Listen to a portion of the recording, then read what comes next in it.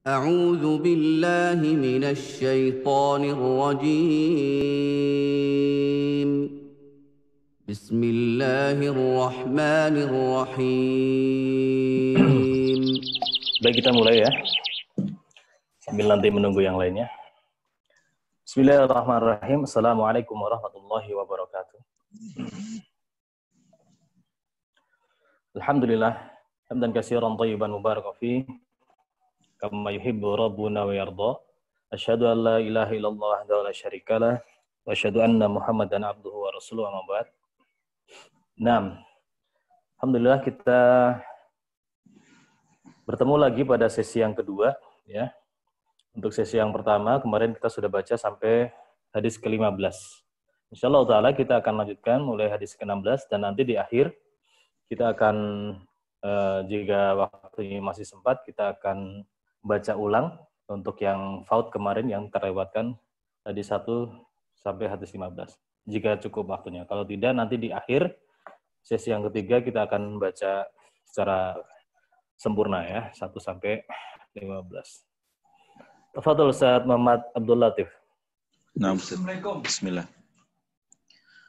Al-haditsus sadis ashar an Qatadah radhiyallahu anhu annahu ata Aisyah radhiyallahu anha faqala laha ya ummal mu'minina anbi'ni an khuluqi Rasulillahi sallallahu alaihi wasallam qalat alasta taqra'ul Qur'an qultu bala qalat fa inna khuluqan nabiyyillahi sallallahu alaihi wasallam kana al-Qur'an rawahu Muslim.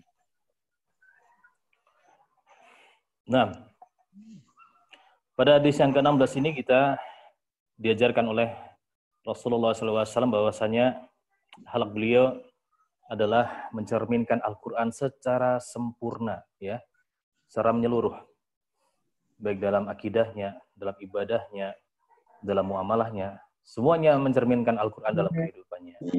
Ya. Dan di sini menunjukkan ya bahwasanya semakin seorang ini kokoh dalam akidahnya, semakin seorang ini tinggi keimanan seseorang, itu tercermin pada akhlaknya. Makanya di sana ada hadis yang lain di dalam riwayat Tirmidzi, Rasulullah SAW bersabda, akmalul mu'minina imanan. Ya. Jadi orang-orang mukmin yang paling sempurna imannya adalah siapa? Ahsanuhum khuluqan. Ya, yang paling baik akhlaknya. Baik, silakan lanjut hadis ke-15. Naam.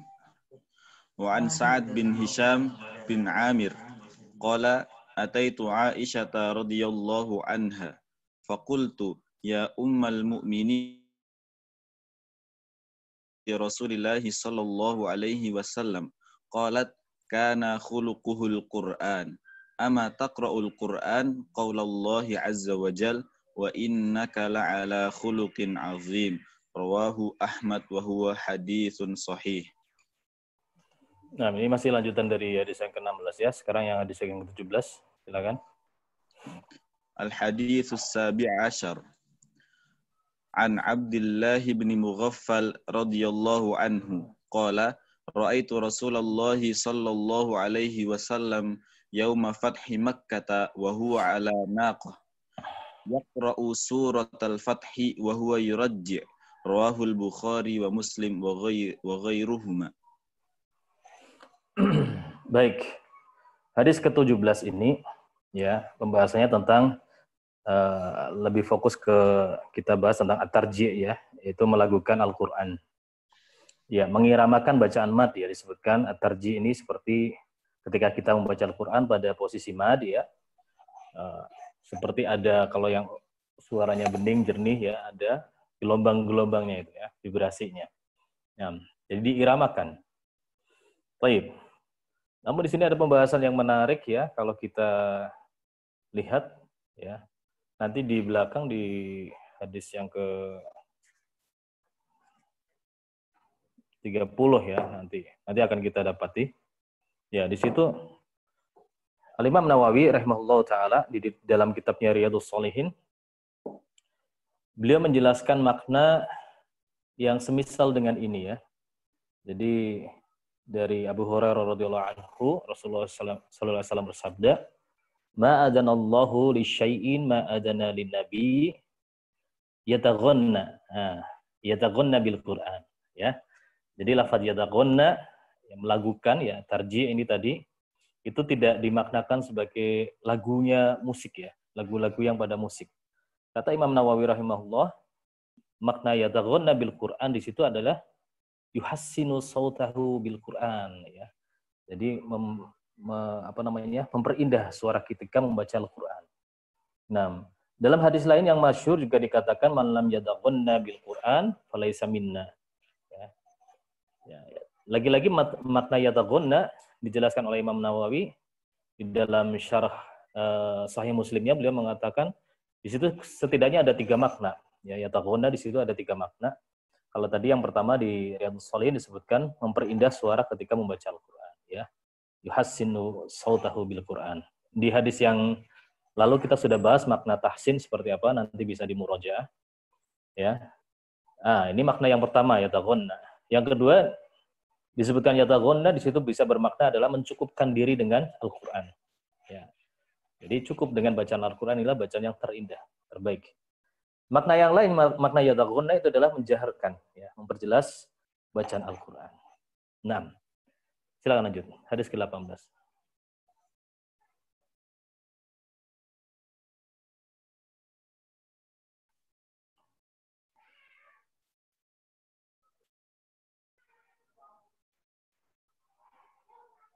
Ya. 6. Al-hadits ats-tsamin 'ashar.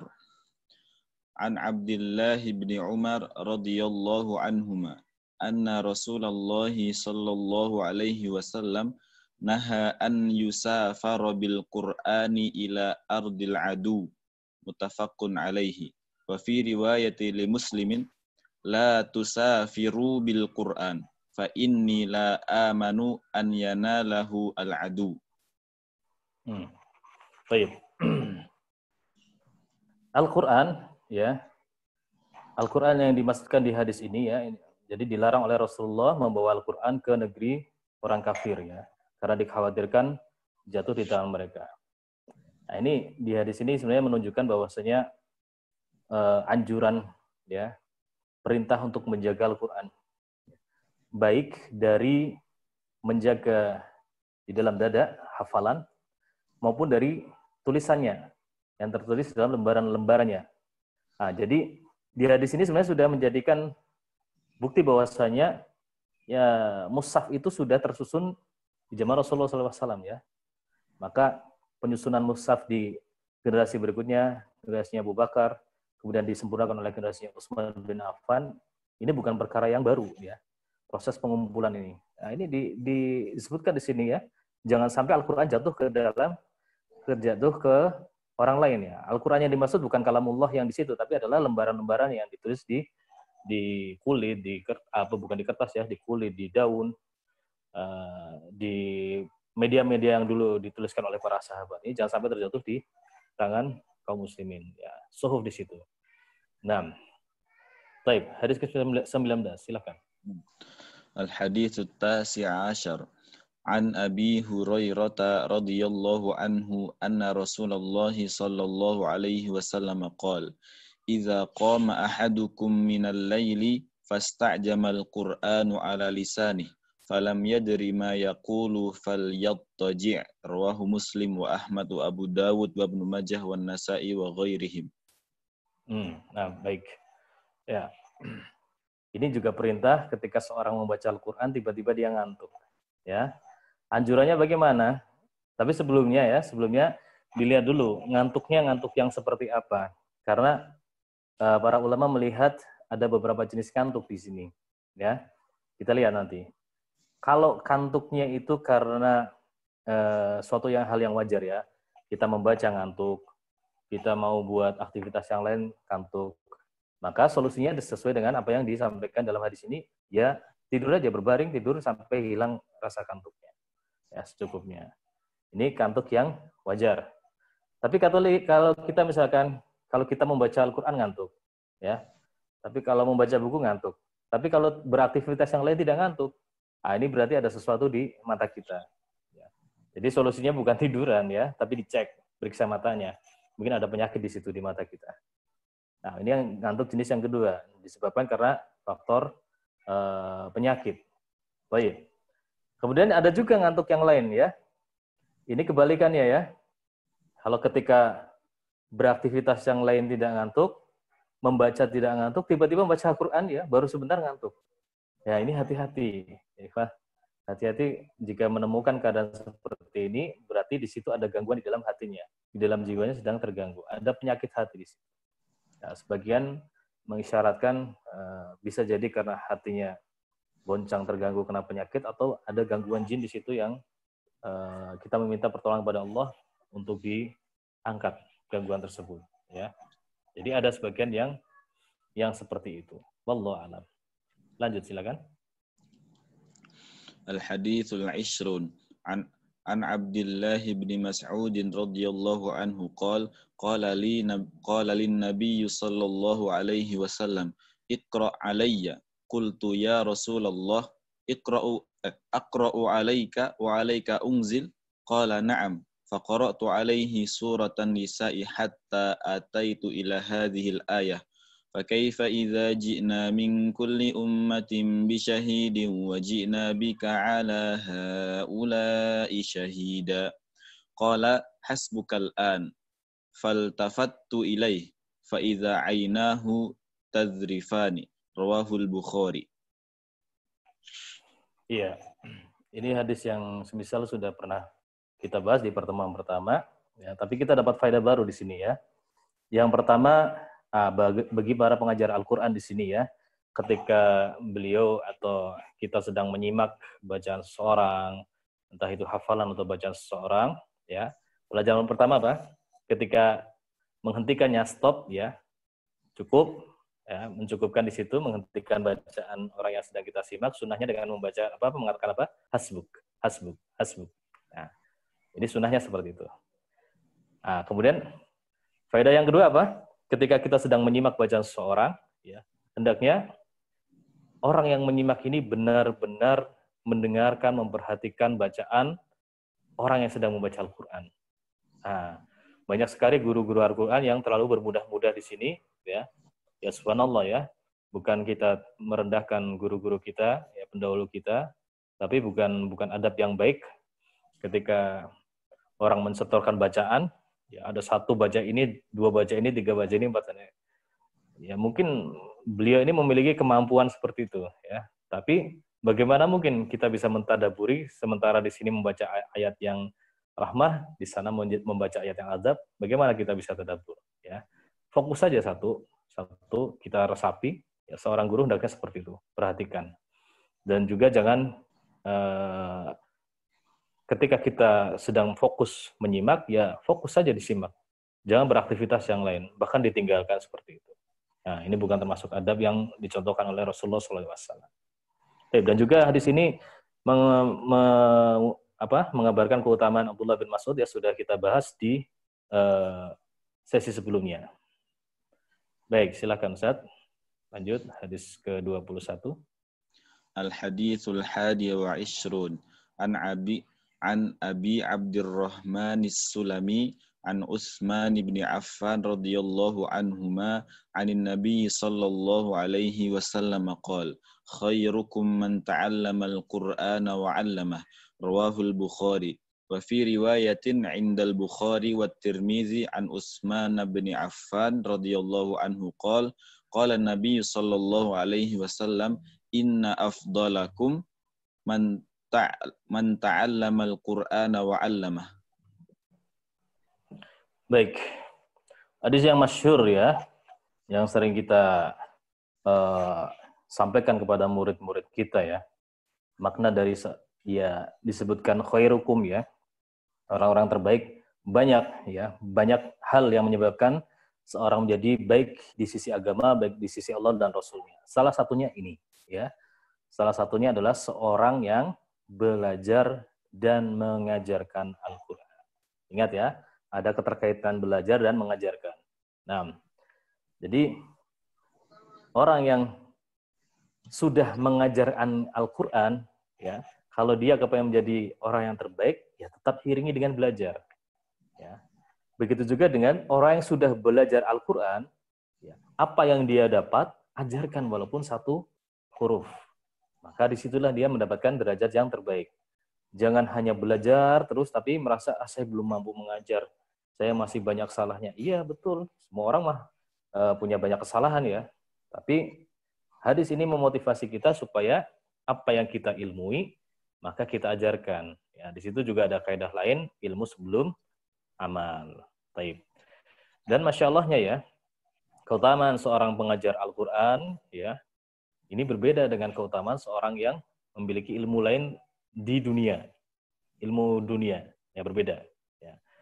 Kalau seorang yang mengajarkan Al-Quran, ya ingat guru-guru kita waktu PPA mungkin ya, waktu masih kecil, satu hurufnya itu yang diajarkan kepada kita nggak akan tergantikan.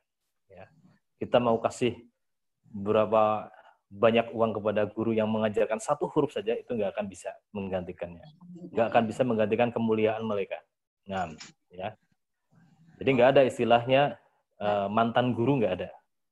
Tapi kalau ilmu dunia perhatikan, ya tidak ada istilah seorang alim dalam hal ilmu dunia.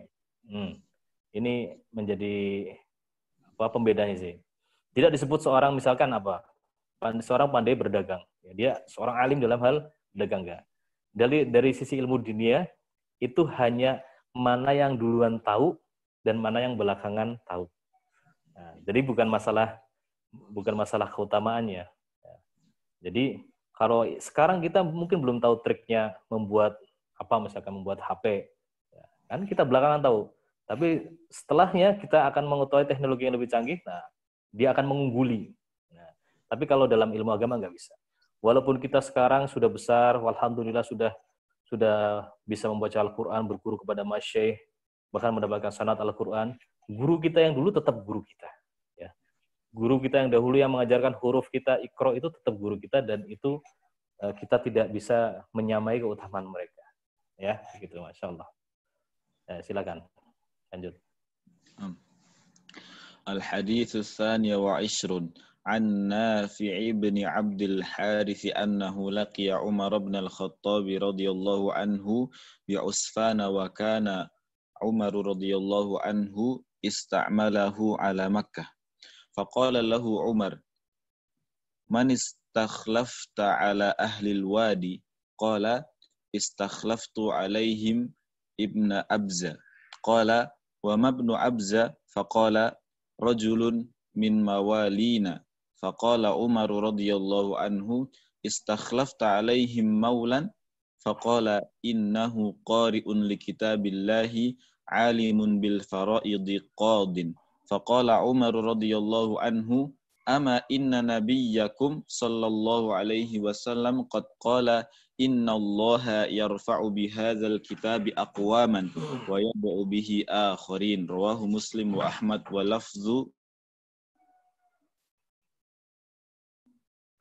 Ya. Suara Anda masih terdengar jelas? Tadi ada yang bilang putus.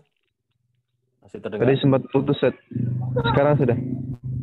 Alhamdulillah. Baik. Ya, ini hadis tentang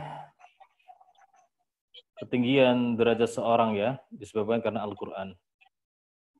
Mute dulu. Ya.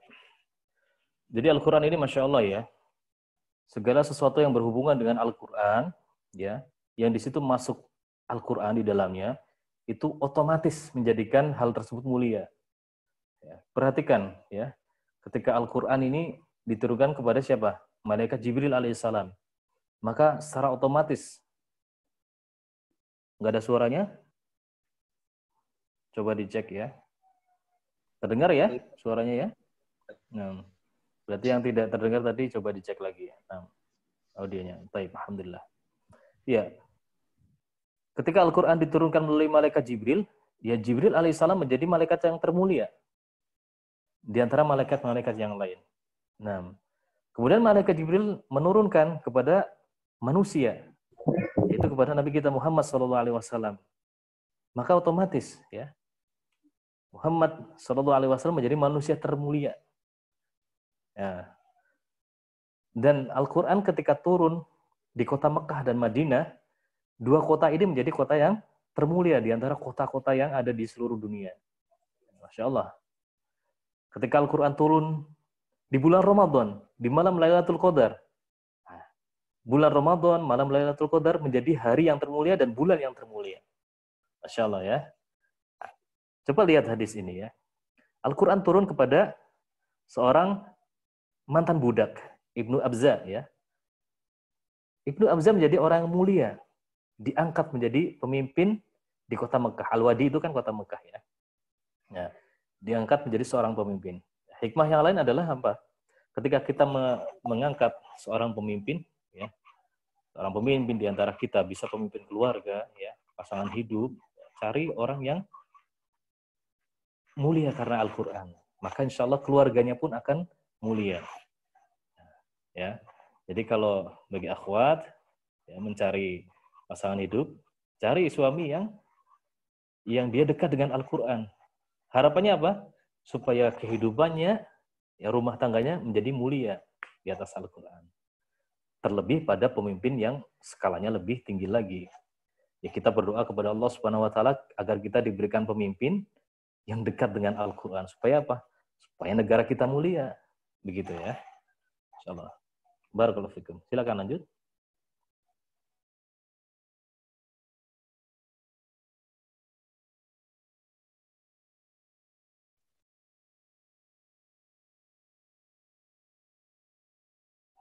Ustaz Latif, silakan. Al-haditsu tsalits wa 'ishrun an Anasin radhiyallahu anhu anna Rasulullah sallallahu alaihi wasallam qala inna lillahi ahlina minan nas qila man hum ya Rasulullah qala ahlul Qur'an hum ahlullahi wa khassatuh rawahu an-Nasa'i wa shahhahul Albani. Ya, sudah kita bahas di hadis yang ke-7 di pertemuan lalu. Silakan bisa dimurojaah. Siapa itu ahlul Quran? Ya, ahlul Quran bukan orang yang hafal 30 juz ya. Tapi orang yang, kata Ibnul Qayyim dalam Zadul Ma'ad, yang dia bisa mengamalkan Al-Quran ya. Mengamalkan Al-Quran dalam kehidupannya. Walaupun dia tidak hafal 30 juz secara mutkin. Nah, kebalikannya apa? Orang yang hafal secara mutkin 30 juz tapi tidak mau mengamalkan Al-Quran atau pilih-pilih. Yang ini diamalkan, yang itu enggak. Maka dia bukan ahlul Quran. Wallahu a'lam. Lanjut silakan. Al-haditsur rabi'a wa 'ishrun an Abdullah bin Amr radhiyallahu anhu qala Rasulullah sallallahu alaihi wasallam yuqalu li sahibil Qur'ani iqra wartaqi warattil kama kunta turattilu fid dunya fa inna manzilataka 'inda akhiri rawahu Ahmad wa Tirmidzi wa Abu Dawud wa Nasa'i wa qala Abu Isa hadza haditsun hasanun sahih wa shahhahul Albani. Ya, indah sekali hadis ini ya. Jadi hadis tentang, kalau kebanyakannya di judul-judul hadis ini adalah keutamaan seorang penghafal Al-Qur'an ya. Ya, jadi seorang penghafal Al-Qur'an itu nantinya dia akan dipanggil untuk membaca hafalannya setiap kali dia baca satu ayat, amma yatasaalun satu tingkat, anin nabail azim satu tingkat, dan seterusnya sampai selesai. Disitulah dia letaknya di surga. Tapi ternyata Masya Allah ya, antum kalau yang belum punya kitabnya silahkan usahakan untuk mencari kitabnya ya, syarahnya. Antum bisa di grup sudah akan kita sampaikan informasinya agar kita lebih termotivasi. Terutama di hadis ini ya, Masya Allah sekali. Yang dikatakan atau dimaksud dalam hadis ini yang dipanggil oleh Allah Subhanahu Wa Taala itu bukan hanya penghafal Al-Quran, Masya Allah ya, bukan hanya penghafal Al-Quran, tapi adalah ashabul Quran ya, yang selalu membersamai dengan Al-Quran. Nah, ya, yang selalu membersamai dengan Al-Quran. Jadi orang yang belum hafal 30 juz sekalipun, tapi kalau kehidupannya selalu berinteraksi dengan Al-Quran, maka masuk dalam hadis ini. Ya, dikatakan bacalah seperti kamu membaca ketika di dunia. Orang yang selalu setiap harinya selalu membaca Al-Quran, selalu berinteraksi dengan Al-Quran, masuk dalam hadis ini. Namun di situ dijelaskan yang duluan dipanggil adalah orang yang menghafal, ya, yang menghafal duluan dipanggil oleh Allah, naik terus ke tingkat yang sampai tertinggi. Nah, kemudian barulah yang para ahlul Quran yang lain, itu pun juga sama. Nah, jadi nggak ada, jangan berkecil hati, terutama bagi orang-orang yang ya Ustaz, saya sudah sepuh, sudah berusia 50 tahun, udah nggak bisa lagi, saya hijrah, baru saja hijrah, udah nggak mampu menghafal Al-Quran. Nggak usah khawatir, tetaplah berinteraksi dengan Al-Quran di kehidupannya. Dia akan masuk dalam hadis ini. Nah, terus ada yang bertanya, berarti tingkatan surga tinggi? Iya, tinggi. Ya. Disebutkan dalam hadis Aisyah adalah surga itu tingkatnya sesuai dengan jumlah ayat dalam Al-Quran. Masya Allah, ada berapa ya? Banyak ya. Nah, tapi di sana ada hadis lain dari hadis Abu Hurairah yang mengatakan inna fil jannah mi'ata darajah. Ya. Sehingga di dalam surga itu ada 100 tingkat. Gimana nih? 100 atau sejumlah ayat Al-Quran? Ya nggak bertentangan. Ya, itu saling menggabungkan. Karena makna 100 itu tidak secara mutlak 100, 1, 2, 3, enggak. Ya. Gambarannya begini, kalau misalkan, ya kita di Jawa Tengah ya, ada Gunung Merbabu misalkan. Ya. Kita katakan itu puncak Merbabu. Nah, puncak kan satu kan? Satu puncaknya. Tapi ternyata puncaknya nggak cuma satu. Gitu. Ya. Ternyata di sana, kalau kita naik ke Gunung Merbabu dari Magelang, ada puncaknya sendiri. Dari Kopeng ada puncaknya sendiri, dari Boyolali ada puncaknya sendiri. Nah, begitu ya. Ya ini hanya memudahkan untuk pendekatan. Jadi nggak bertentangan bahwasanya disebutkan hadis ada 100 tingkat, tapi di hadis lain disebutkan sesuai dengan jumlah ayat di dalam Al-Qur'an. Naam. Wallahu a'lam. Silakan lanjut. Al-haditsul khamis wa 'ishrun an Buraidah radhiyallahu anhu qala kuntu jalisan 'inda an-nabiy sallallahu alaihi wasallam fasami'tuhu yaqul wa innal qur'ana ya'ti sahibahu yaumal qiyamati hina yanshaqqu anhu qabruhu karrajulis syahib fayaqulu lahu hal ta'rifuni fayaqul ma a'rifuka fayaqul ana sahibukal qur'anul ladzi azma'tuka bil hawajir wa ashartu lailak wa inna kulla tajirin min wara'i tijaratihi wa innakal yawm minal wara'i kulli tijaratin fayu'ta al-mulka biyaminihi wal khulda bishimalihi wa yudha'u ala ra'sihi tajul waqar wa yuksa walidahu hullataini la yuqawwamu lahuma ahlud dunya fayaqulani bima kusina hadza fayuqalu lahuma bi akhdhi waladikumal qur'ana thumma yuqalu iqra was'ad fi darjil jannah wa ghurafiha fahuwa fi su'udin ma dama yaqra'u hadzan haddan kana aw tartilan rawahu Ahmad wa Ibnu Majah was sahahul Haythami wa Ibnu Katsir fi tafsirihi As-Suyuti wa Albani fi silsilah as-sahihah. Baik. Insyaallah ini disebutkan bahwasanya ganjaran ya seorang yang membaca Al-Qur'an siang dan malam. Nanti akan didatangkan Al-Qur'an dalam bentuk orang yang bermuka pucat. Kadang gambaran-gambar seperti ini agak sulit dijelaskan kecuali bagi orang yang sudah mengamalkan hal tersebut. Maksudnya bagaimana? Coba perhatikan ketika seorang yang membaca Al-Quran, ya, orang yang rajin membaca Al-Quran dengan orang yang tidak rajin membaca Al-Quran. Lihat mushafnya. Orang yang rajin membaca Al-Quran, mushafnya tampak baru atau lecek, ya, kusam. Tentunya lusuh ya, kayak kucel gitu ya, mushafnya. Nah, ini sama ya. Ini Al-Quran yang datang kepada orang kelak, ya ini juga masalah akidah ya, bahwasanya nanti di hari kebangkitan ada ada pembalasan ya, setelah kematian itu ada pembalasan sesuai dengan apa yang diamalkan. Ya. Jadi seolah-olah itu memang mushaf yang sering dibacakan mushaf yang kucel gitu ya, lecek gitu. Jadi tampaknya berwajah yang seperti orang yang sakit. Nah, ini permisalannya seperti itu ya. Jadi bukan orang yang jarang membaca Al-Quran, Al-Qurannya akan selalu baru terus bersih. Hanya berdebu aja sebagai panjangan. Nah, begitu. Baik. Silakan lanjut.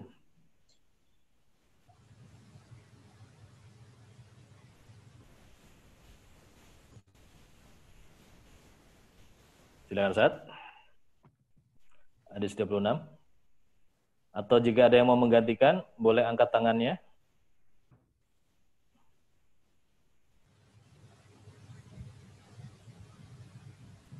Ustaz Rizky ya, sekarang ganti ya. Oh, nah. Nah.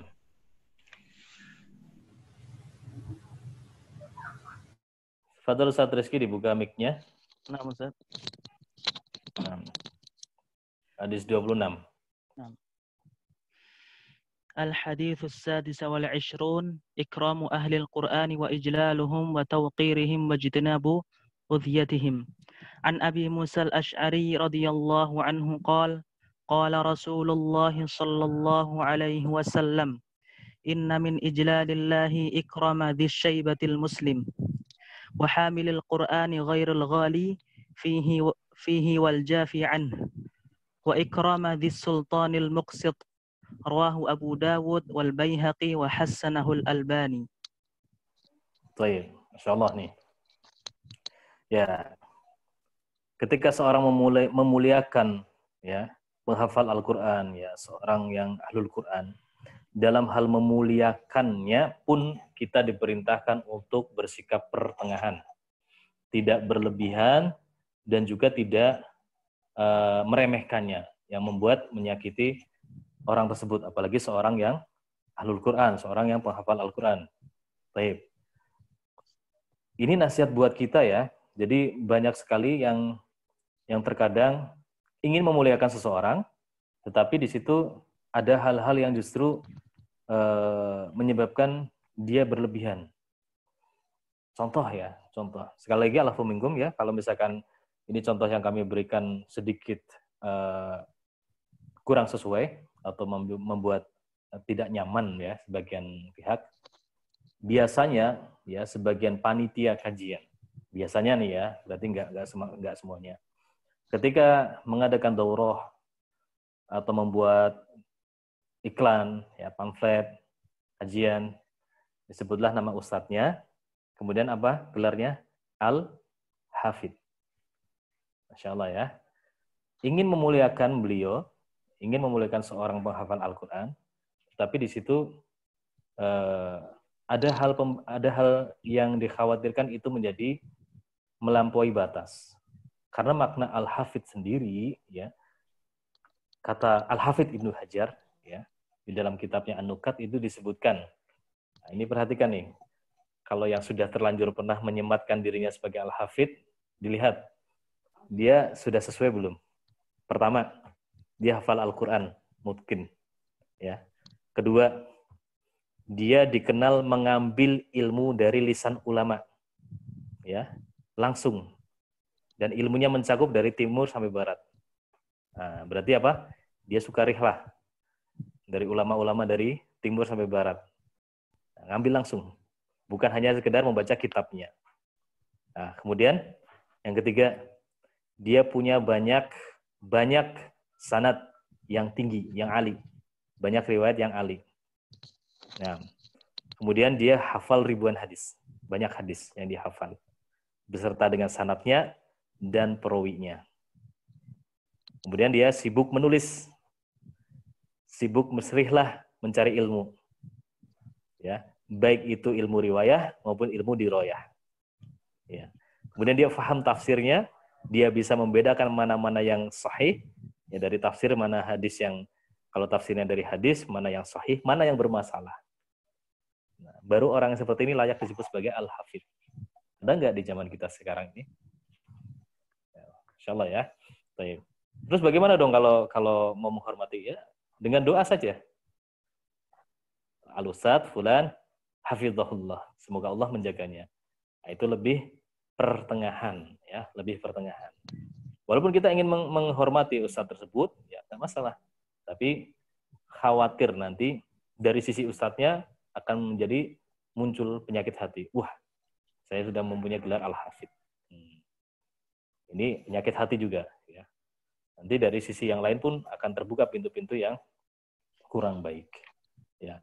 Begitu juga sifat pertengahan ini, ya, ada pada seorang yang penghafal atau seorang ahlul Qur'annya juga.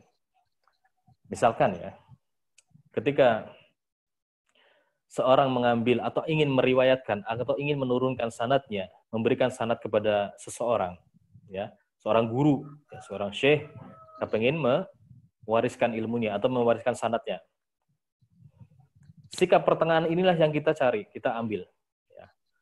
Di sana ada yang bermudah-mudah memberikan sanad, ada juga yang terlalu ekstrim dalam memberikan sanad. Ya. Pokoknya kalau yang ekstrim ya, pokoknya kalau nggak hafal mungkin 30 juz, nggak sama persis dengan apa yang diucapkan gurunya, nggak bisa ngambil sanad. Dipersulit.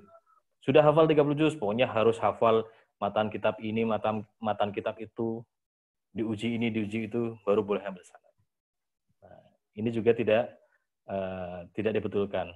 Bahkan kritikan yang keras dari para ulama adalah ketika seorang setelah memberikan syarat seperti itu, ada tambahan syarat lagi. Apa? Fulus. Harus membayar sekian ribu real atau sekian berapa ratus dolar seperti itu. Ada seperti itu ya. Nah, jadi sikap pertengahan pun harus kita dari sisi seorang yang ingin memberikan sanad pun dianjurkan tetap pertengahan. Wallahu a'lam. Lanjut Ustaz Rizky.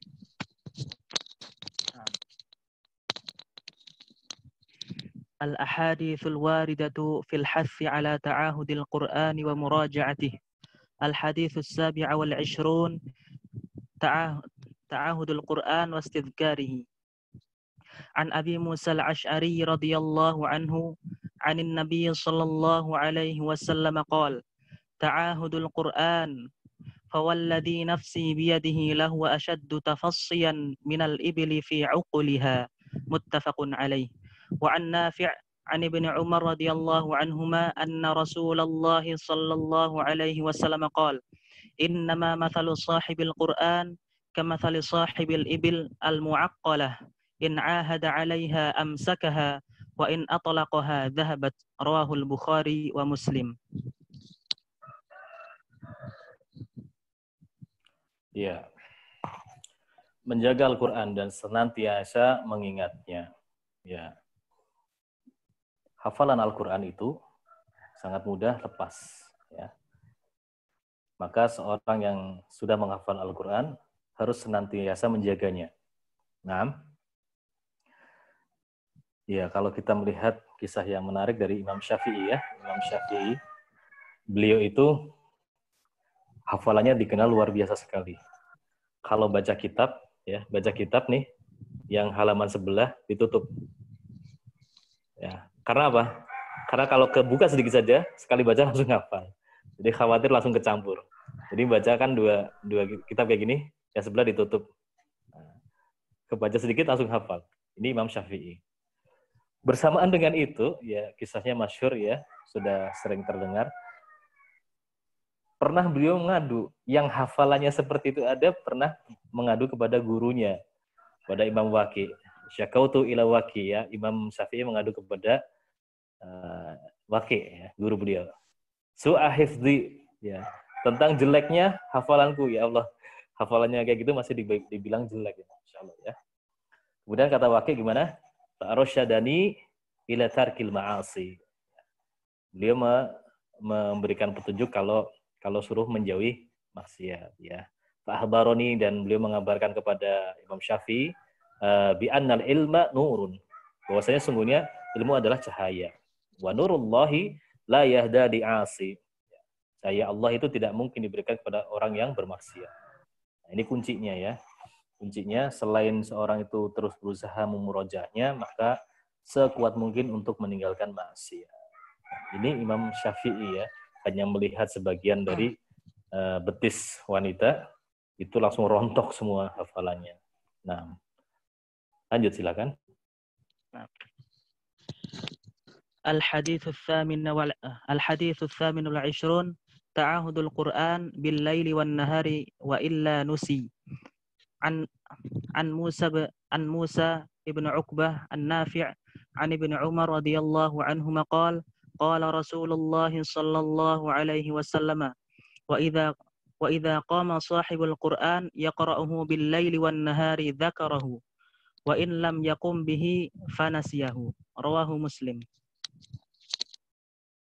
Ya, ini metode menghafal Al-Quran yang baik ya.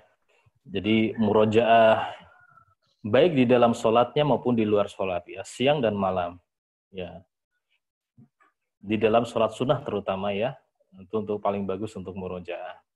Dan juga salah satu metode terbaik adalah terus berulang-ulang untuk menyetorkan bacaannya kepada gurunya, kepada syekhnya. Selesai satu kali terus lagi diulang, terus kali. Jadi inti hafalan Al-Quran itu bukan banyak hafalannya, tapi senantiasa mengulang-ulang bacanya. Ya, ini identik dengan makna Ahlul Quran yang sudah kita bahas. Silakan lanjut. الحديث التاسع والعشرون ماذا يقول من أنسي آية أو سورة عن ابن مسعود رضي الله عنه قال قال رسول الله صلى الله عليه وسلم لا يقول أحدكم نسيت آية كذا وكذا بل هو نسي رواه البخاري ومسلم وعنه رضي الله عنه قال سمعت رسول الله صلى الله عليه وسلم يقول بئس ما للرجل أن يقول نسيت سورة كيت وكيت أو نسيت آية كيت وكيت بل هو نسي رواه مسلم. Ya, pelajaran yang sangat baik sekali ya, yang kita harus mulai ajarkan kepada anak-anak kita, anak didik kita, murid-murid kita, ketika pas menyetorkan hafalannya ya, atau tidak hanya sebatas hafalannya, pada setiap ilmu agama ya, pada setiap ilmu yang dia coba untuk murojaahkan kembali. Ketika seorang ini terlupa, maka hendaknya jangan mengatakan, aduh saya lupa. Ya, jangan katakan saya lupa, tapi katakanlah saya dilupakan. Maksudnya Allah berkehendak kepada hambanya atas hal itu dia dilupakan. Nah, kalau kita katakan saya lupa, itu seolah-olah seperti mengabaikan. Ya, ini merendahkan. Baik. Jadi ajarkan kepada anak-anak kita, murid-murid kita, ucapan sepele ya, tapi bermakna yang indah sekali. Saya dilupakan. Ya. Sedang murojaah, ayo lanjutnya gimana? Ntar saya lupa. Nah, jangan saya lupa, jangan katakan saya lupa, saya dilupakan. Insya Allah dengan itu akan terbentuk ya pribadi yang lebih bertakwa. Nah, silakan lanjut. Hadis yang terakhir ya, yang ke-30. الفصل الخامس الأحاديث الواردة في استحباب تجميل الصوت بالقرآن. الحديث الثلاثون تحسين الصوت وتزيينه عند تلاوة القرآن على قدر المستطاع. عن أبي هريرة رضي الله عنه عن النبي صلى الله عليه وسلم قال ما أذن الله لشيء ما أذن للنبي يتغنى بالقرآن متفق عليه ولفظ للبخاري. عن أبي هريرة رضي الله عنه قال قال رسول الله صلى الله عليه وسلم ليس منا من لم يتغنى بالقرآن رواه البخاري. وعن البراء ابن عازب رضي الله عنه قال قال رسول الله صلى الله عليه وسلم زينوا القرآن بأصواتكم رواه أحمد وأبو داود وابن ماجه والدارمي وصححه الألباني. Nah, ya, ini lanjutan dari tadi ya, hadis yang sudah kita bahas. Kita akan lebih spesifik tentang langgam ya, tentang lagu di dalam Al-Quran. Ya, sebenarnya boleh nggak sih kita belajar lagu di dalam Al-Quran? Ya, sana ada kita kenal, ada Nahawan, Bayati, Hijaz dan seterusnya ya. Baik. Yang harus kita ketahui bahwasanya lagu sudah kita bahas ya, langgam yataghonna tadi pendapatnya Imam Nawawi seperti apa, maknanya seperti apa, menghias atau memperbaguskan bacaan Al-Qur'an. Namun ketika kita bahas dari konteks lagu, ya kita lihat para ulama bagaimana ya menyebutkan. Kita ambil beberapa pendapat ya. Yang pertama pendapatnya Imam Al-Mawardi yang lahir di tahun 364 Hijriah. Ya. Dalam kitabnya Al-Hawi beliau mengatakan jika lagu itu ya yang keluar menyebabkannya keluar dari kaidah tajwid ya, maka haram. Jika dengan adanya lagu ya, membaca Al-Qur'an dengan lagu tapi keluar dari kaidah tajwid sebagaimana Al-Qur'an diturunkan, itu haram. Ini haram. Pelakunya fasik dan yang mendengarkan berdosa. Ini pendapatnya siapa? Imam Al-Mawardi. Namun, jika lagunya ini dibacakan dengan tartil dan dia menjaga tajwid, ya, tidak keluar dari kaidah-kaidah seperti halnya Al-Qur'an diturunkan, maka ini mubah. Nah, ya, ini pendapat pertama Imam Al-Mawardi. Kalau dia melanggar tajwid haram, yang mendengarkan berdosa. Kalau tidak melanggar tajwid dan dibacanya dengan tartil, itu mubah. Kemudian pendapatnya Ibnul Qayyim dalam Zadul Ma'ad ya, mengatakan bahwasanya makruh jika mempelajarinya secara khusus. Ilmu langgamnya, makruh. Ya. Namun sunnah jika suaranya diperindah secara alami. Nah, secara alami, ya orang masing-masing punya karakter suara sendiri-sendiri, keluar secara alami dan suaranya menjadi indah diperindah dengan secara alamiah. Ini sunnah. Ya. Ini pendapat siapa? Ibnul Qayyim dalam Zadul Ma'ad. Kalau ulama zaman sekarang ada juga seperti Syekh Dr. Aiman Suwaid, beliau mutlak mengharamkan, melarang keras belajar maqamat. Ya.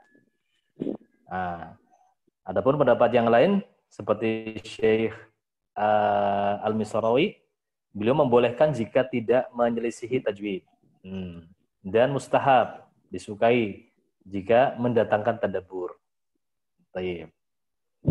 Nah, dan menariknya ketika Syekh Aiman Suwaid sedang berdiskusi dengan Syekh Al-Misrawi tentang hal ini, ada di stasiun TV gitu ya, tiba-tiba dibuka tanya jawab atau telekonferensi, masuklah di situ Syekh Sa'ad Al-Ghamidi. Syekh Sa'ad Al-Ghamidi ditanya oleh moderatornya, ya Syekh, antum membaca surat ini dengan nada ini, dengan langgam ini, dengan langgam itu. Nah, jawabnya Syekh Al-Ghamidi, beliau ini mencela orang yang mempelajari maqamat secara khusus. Adapun kalau yang keluar secara alamiah, ya, tanpa mempelajarinya, nah, karena beliau ini Syekh Sa'ad Al-Ghamidi, beliau mengatakan suaranya itu keluar secara alami.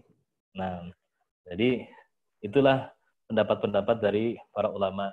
Ala kulli hal, kami nasihatkan pada diri sendiri, kepada semua para pembaca Al-Quran, bahwasanya ketika seorang masuk ke pintu maqamat, ya, ilmu tentang langgam, ya, yang terpenting adalah dia tanyakan kepada dirinya sendiri. Tanyakan kepada dirinya sendiri untuk apa belajar itu. Kalau tujuannya adalah supaya memperbagus suaranya, menguploadnya di sosial media, di Instagram, di YouTube, agar disebut sebagai qori, maka tunggu nanti ada hadis yang membahas seperti itu. Ya. Ada ancaman keras di situ. Tujuannya untuk apa? Agar dia bisa membaguskan dan disebut sebagai qori, nah, hati-hati. Ada ancaman yang sangat keras. Tapi kalau misalkan tujuannya untuk mengamalkan sunnah, untuk menghias, ya caranya bukan di situ dulu. Ya, selesaikan dulu tajwidnya, seperti yang sudah kita bahas di hadis yang sebelumnya. Baik, wallahu a'lam bishawab. Ini sampai hadis ke-30.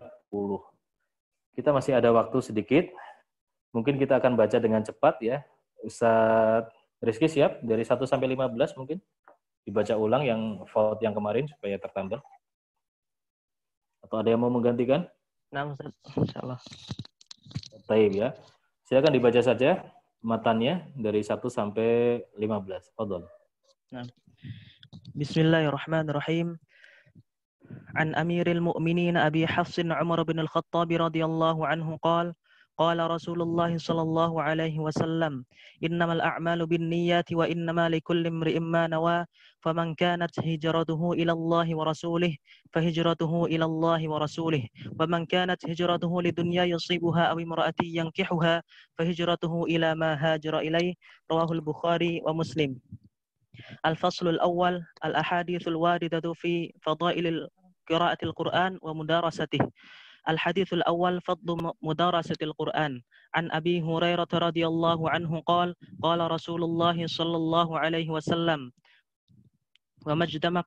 وما اجتمع قوم في بيت من بيوت الله يتلون كتاب الله ويتدارسونه بينهم إلا نزلت عليهم السكينة وغشيتهم الرحمة وحفتهم الملائكة وذكرهم الله في من عنده ومن بطأ به عمله لم يسرع به نسبه.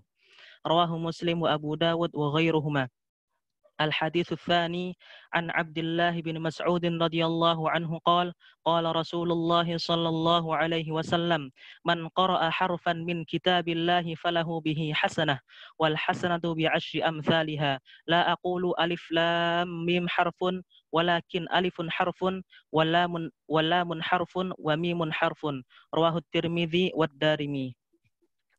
الحديث الثالث عن أبي أمامة الباهلي رضي الله عنه قال سمعت رسول الله صلى الله عليه وسلم يقول اقرأوا القرآن فإنه يأتي يوم القيامة شفيعا لأصحابه. رواه مسلم.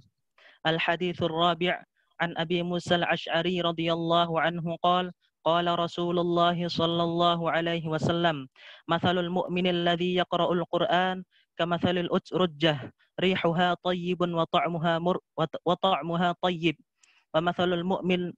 ومثل المؤمن الذي لا يقرأ القرآن كمثل التمرة لا ريح لها وطعمها حلو ومثل المنافق الذي يقرأ القرآن مثل الريحانة ريحها طيب وطعمها مر ومثل المنافق الذي لا يقرأ القرآن كمثل الحنظلة ليس لها ريح وطعمها مر. متفق عليه. الحديث الخامس عن عائشة رضي الله عنها قالت قال رسول الله صلى الله عليه وسلم الماهر بالقرآن مع السفرة الكرام البررة والذي يقرأ القرآن ويتتعتع فيه وهو عليه شاق له أجران. وفي رواية والذي يقرأه وهو يشتد عليه له أجران. نعم. الحديث السادس فضل قراءة القرآن في الصلاة. عن أبي هريرة رضي الله عنه قال قال رسول الله صلى الله عليه وسلم أيحب أحدكم إذا رجع إلى أهله أن يجد فيه 3 خلفات عظام سمان؟ قلنا نعم. قال ف3 آيات يقرأهن أحدكم في صلاته خير له من 3 خلفات عظام سمان. رواه مسلم.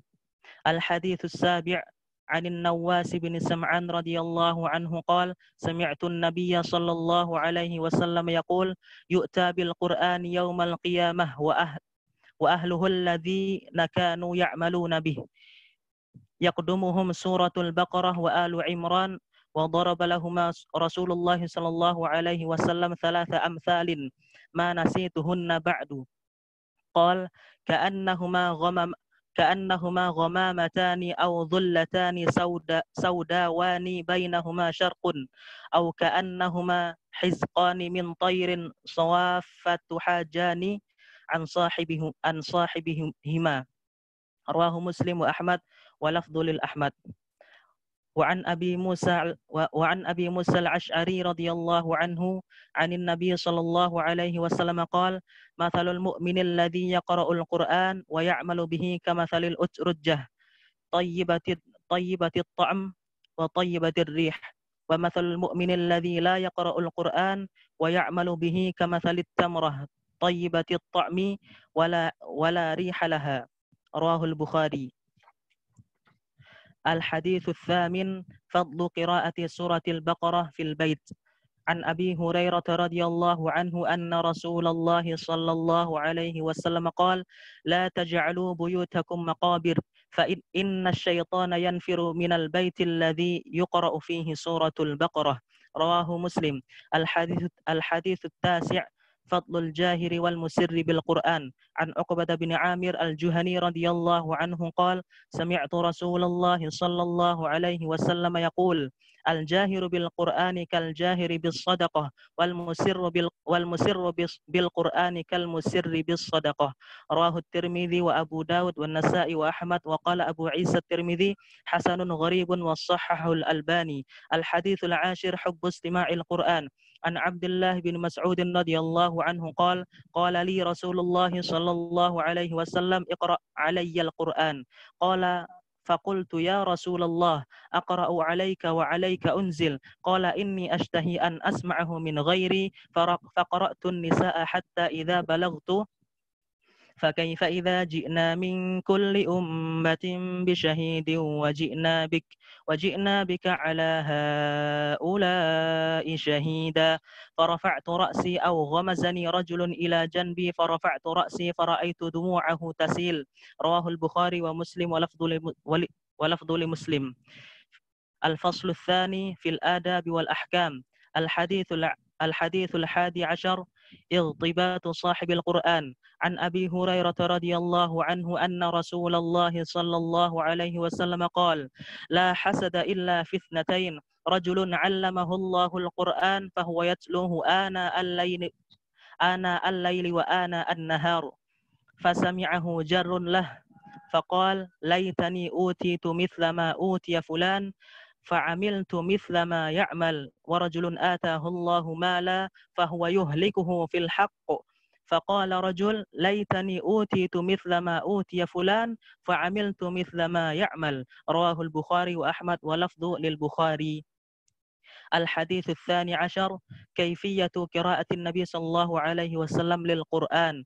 عن حذيفة رضي الله عنه أن النبي صلى الله عليه وسلم صلى فكان إذا مر بآية رحمة سأل وإذا مر بآية عذاب استجر وإذا مر بآية فيها تنزيه لله سبح. رواه ابن ماجه وصححه الألباني. وعنه رضي الله عنه أنه صلى إلى جنب النبي صلى الله عليه وسلم ليلة فقرأ فكان إذا مر بآية عذاب وقف وتعوذ وإذا مر بآية رحمة وقف فدعا.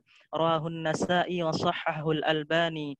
الحديث الثالث عشر المدة التي يختم فيها القرآن. عن عبد الله بن عمرو رضي الله عنه أن النبي صلى الله عليه وسلم قال له اقرأ القرآن في شهر قال إني أجد قوة قال اقرأ في 20 قال إني أجد قوة قال اقرأ في 15 قال إني أجد قوة قال اقرأ في 10 قال إني أجد قوة قال اقرأ في 7 ولا تزيدن على ذلك. أخرجه البخاري ومسلم وأبو داود ولفظ له. الحديث الرابع عشر يستحب لمن مر بآية سجدة أن يسجد.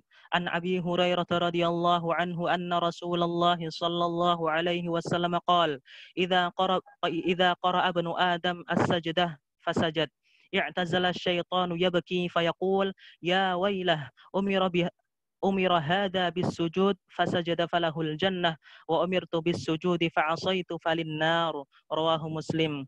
الحديث الخامس عشر كراهة رفع الصوت بالقرآن إذا كان من حوله يتأذى به. عن البياضي رضي الله عنه أن رسول الله صلى الله عليه وسلم خرج على الناس وهم يصلون وقد علت أصواتهم بالقراءة فقال إن المصلي يناجي ربه عز وجل فلينظر ما يناجيه ولا يجهر بعضكم على بعض بالقرآن. رواه أحمد والنسائي والبيهقي وصححه الهيثمي. Alhamdulillah. Baik ya. Kita sudah membaca hadis 1 sampai 30. 1 sampai 15 ini yang kemarin vote yang belum sempat mendengarkan. Jadi tersisa 10 hadis lagi ya. Insyaallah taala berarti satu pertemuan lagi kita selesaikan. Yang belum ngisi di form di Google Form untuk formulir pendaftarannya segera diisikan ya untuk ijazahnya. Baik, syarat-syarat ijazah tahammul ada di channel Telegram. Dan daurah ini kali ini insya Allah nanti akan kita upload juga ke YouTube supaya yang tidak bisa masuk ke Zoom ya karena terkendala teknis nanti bisa menyimak di Zoom di YouTube insyaallah taala. Baik, fanaqabi bihada subhanakallahumma bihamdik asyhadu an la ilaha illa anta astaghfiruka wa atubu ilaik. Assalamualaikum warahmatullahi wabarakatuh. Waalaikumsalam warahmatullahi wabarakatuh. Waalaikumsalam warahmatullahi wabarakatuh. Warahmatullahi wabarakatuh. Nafa'allahu bil umi.